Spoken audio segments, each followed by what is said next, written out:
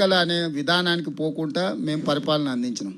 కానీ ప్రతిరోజు బీఆర్ఎస్ వాళ్ళు బీజేపీ వాళ్ళు మీ ప్రభుత్వాన్ని పడగొడతాం అని చెప్పి వాళ్ళు కుట్రలు చేస్తున్నాం.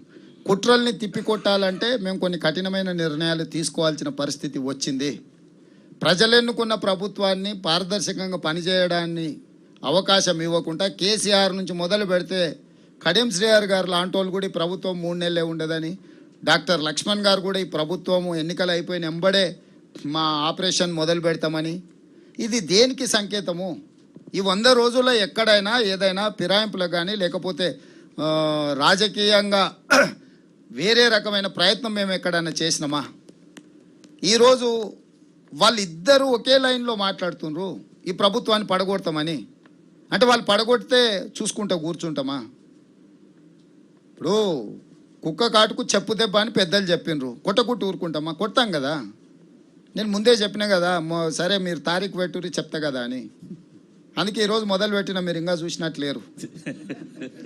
100వ రోజు మొదలు పెట్టిన, 100 రోజుల పరిపాలన మీదనే పెట్టిన. ఈరోజు ఎన్నికల నగారం మోగింది కాబట్టి ఇంకా ఎన్నికల రూపం చూపిస్తా. రాజకీయ పార్టీ అధ్యక్షుడిగా ఈ రోజు నుంచి రాజకీయ పార్టీ అధ్యక్షుడిగా పని మొదలు పెడతా కదా.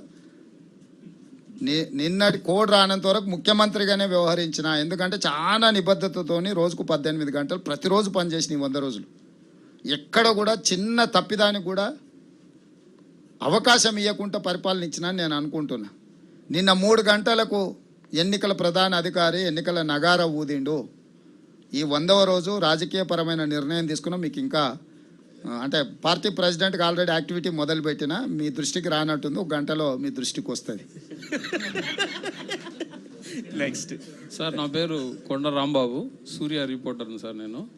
అయితే ఇప్పుడు ఉద్యోగాలు ఇచ్చారు కదా సార్, మీరు బీఆర్ఎస్ వాళ్ళు ఏమంటారు అంటే, మేము వేసిన నోటిఫికేషన్లకి రేవంత్ రెడ్డి ఉద్యోగాలు ఇచ్చిండు, కొత్తగా ఇచ్చింది ఏం లేదని చెప్పేసి అంటుండు.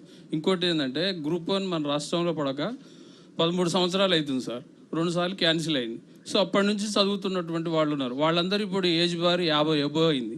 వాళ్ళందరూ డ్రీమ్ అదేగా చదువుతారు ఇప్పటికి కూడా.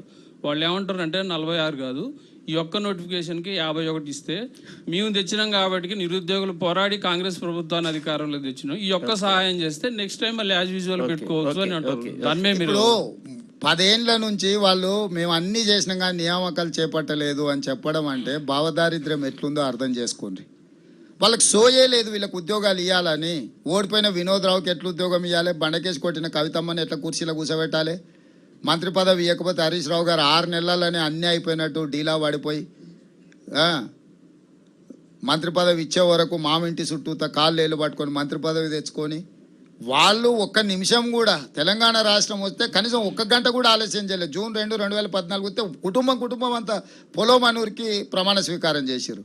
10 ఏళ్ళ నుంచి మీరు ఎందుకు చేయలేదు ఈ నియామకాలు? నియామకం అనేది చిన్న పని కదా, మాకు ఆ చిన్న పని కూడా చేయలేదు కదా.